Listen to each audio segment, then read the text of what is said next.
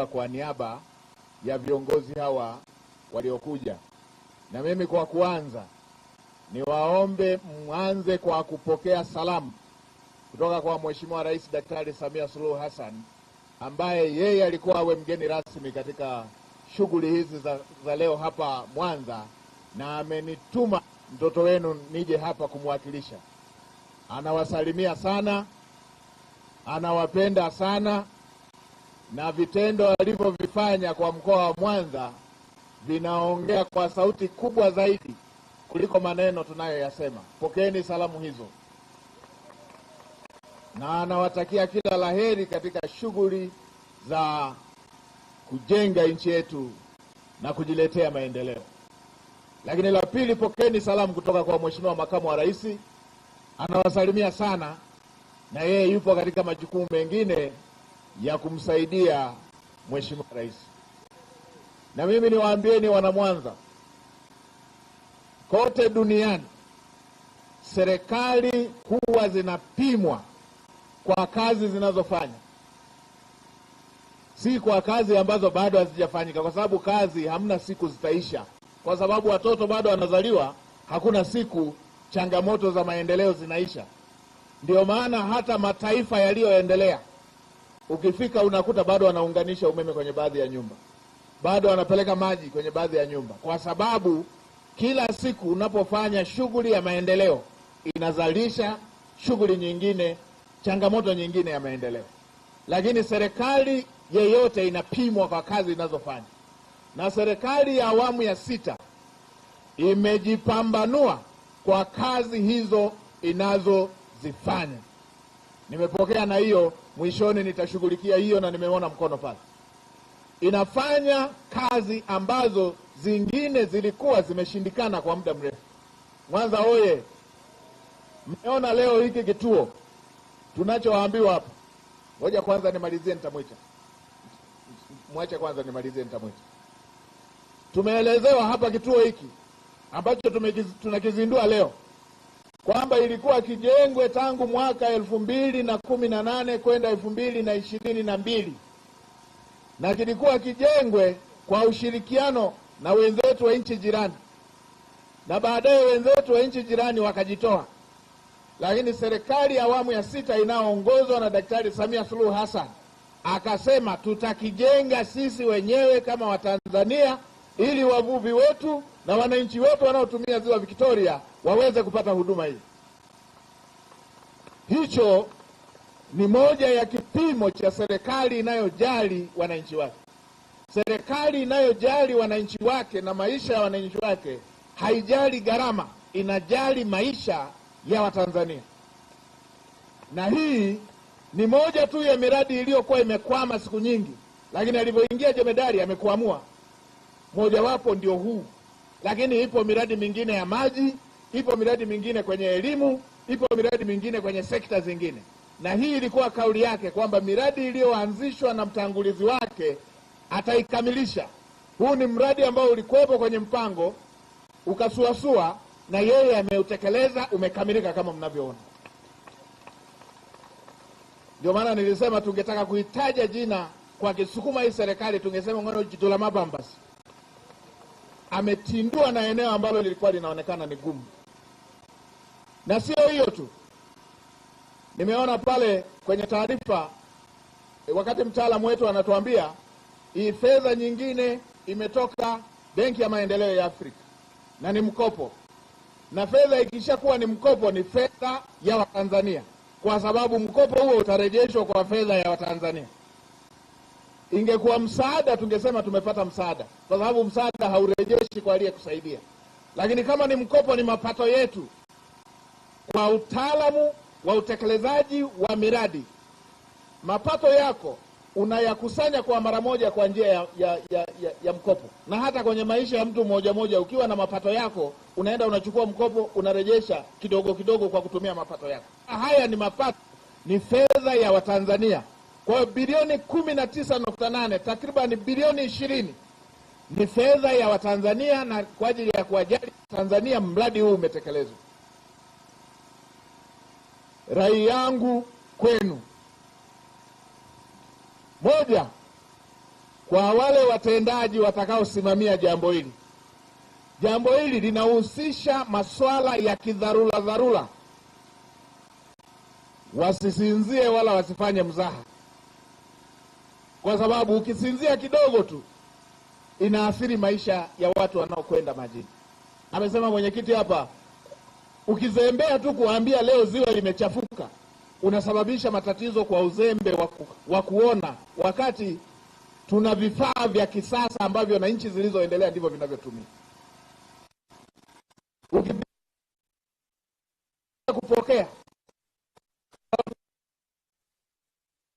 kwenye simu yako ukapitwa na simu ya mtu, utakuwa umesababisha madhara kwa yule ambaye alikupigia, huku serikali imewekeza kwenye chombo cha kisasa cha kuokoa maisha ya wenzetu waliokofiwa.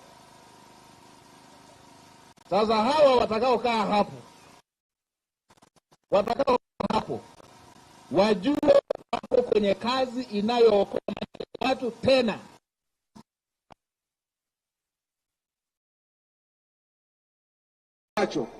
na ni wao watu wanaozingatia. Kwa nchi za wenzetu masaa ya kazi unazingatia kazi, muda wa kupumzika na muda ambao uko nje ya kazi ndio unafanya mambo mengine. Na hii ni moja ya kazi itakayokuhitaji uwe macho kila wakati. Sasa ikitokea mtu akapigiwa simu ya dharura, simu tumetoa akatokea amesinzia, mtu wa aina hiyo, Mheshimiwa Waziri, wala usimhamishe kituo, fukuza, aondoke kabisa, akachati huko anakotaka kuchati. Kwa sababu hii ni kazi inayotaka mtu azingatie na atoe msaada kwa wakati ule msaada unaotakiwa. Ukichelewa mara moja, yule aliyeko kwenye dharura anaweza asipate hata muda wa kupiga tena, dharura ikawa imezidi. Kwa hiyo hili ni eneo la msingi sana, ndio maana Daktari Samia Suluhu Hassan ameweza kuweka fedha zote zile, licha ya kwamba mpango wa kwanza ambao ulikuwa ushirikishe na wengine walipojitoa akasema no, hapa hatakuwa tunafanya kwa sababu wale wanafanya, tulikuwa tunafanya kwa sababu jambo hili lina manufaa kwa wananchi wetu wa Tanzania, wananchi wetu wa Mwanza. Kwa hiyo mtendaji mkuu wa TASAC, Mheshimiwa Waziri, hawa watakaokaa kwenye maeneo, na nimefurahi sana nimeona wale wengine ni watu trained kabisa, hawajaokotwa tu, nimeona ni watu ambao wako kwenye eneo lao, na wale wengine wote mpaka wanaopokea zile simu, mpaka na wale wanaofanya masuala ya dharura kwenye afya pale, mpaka na wale wanaofuatilia, wote wawe watu wakishafika pale masaa 24 kwa kupishana kama wanavyofanya, wawe ni watu watakao kuwa wamezingatia kwamba hapa tunahudumia watu ambao inawezekana wamepata dharura. Wawe ni watu, nimeshuhudia mwenyewe pale, mawimbi tunaweza tukayaona kabla, kama ambavyo umesema, tuifanyie kazi vizuri hiyo huduma ambayo iko kwenye vifaa vya kisasa. Lakini leo tutakuwa na jambo lingine kule, na tutaongea mengine kule. Katika salamu hizi niliona niwaambie hili na maelekezo yanayohusiana na jambo lile pale. Na sisi serikali tumesema tutasimamia hayo masuala yanayohusu watu kuzingatia na kutilia maanani masuala ya kuhudumia Watanzania. Tutaizingatia hiyo, na Mheshimiwa Rais kila wakati anafuatilia mambo ya aina hiyo. Juzi kuna mama moja alikutwa na jambo pale Dar es Salaam. Usiku huo Mheshimiwa Rais akaniambia, Waziri Mkuu, fuatilia jambo hili. Na mimi ilibidi nichukue hatua kutekeleza maelekezo ya Mheshimiwa Rais. Muda ule usiku nikawatafuta walioko eneo lile kuambia, ingilieni kati pana jambo hili, ili muone jinsi serikali inavyofuatilia masuala yanayohusu wa Tanzania. Mama alikuwa anahamishwa kwenye nyumba hapo. Nikawaambia, yule bibi ni bibi kizee, simamisheni mara moja na mkaisome kauli mbiu ya Mheshimiwa Rais, ni kazi na unamtoaje bibi kizee namna ile? Unataka aende wapi? Bibi mzee namna ile, hata akitamka neno tu kwamba Mungu akubariki, Mungu anatekeleza. Mzee yule unafumbaje macho unataka tu umtoe namna hiyo? Kwa hiyo tunawaambia na tunawaelekeza na wengine, lazima wazingatie kauli mbiu ya Mheshimiwa Rais, lazima muiishi kauli mbiu ya Mheshimiwa Rais. Nakushukuru sana Mheshimiwa Waziri Mkuu ulipoomba tathmini ya jambo lililotokea jamii ya watu wa Morogoro kwa upana wake sana. Sasa Mheshimiwa Waziri Mkuu,